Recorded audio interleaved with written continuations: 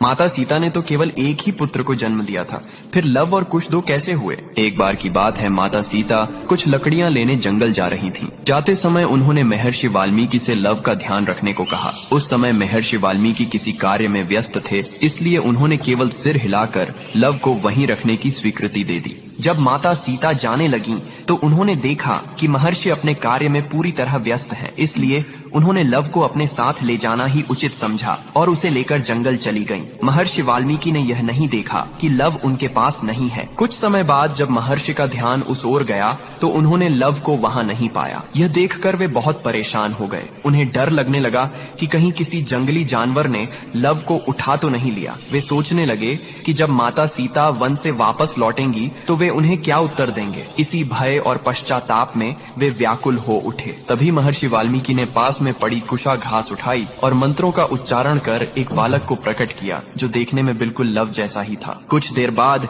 जब माता सीता वन से लौट कर आईं, तो महर्षि ने देखा कि उनके हाथ में लव पहले से ही मौजूद है। यह देखकर वे आश्चर्यचकित रह गए, लेकिन माता सीता उस दूसरे बालक को देखकर अत्यंत प्रसन्न हुई, क्योंकि वह बालक कुशा से उत्पन्न हुआ था, इसलिए उसका नाम कुश रखा गया।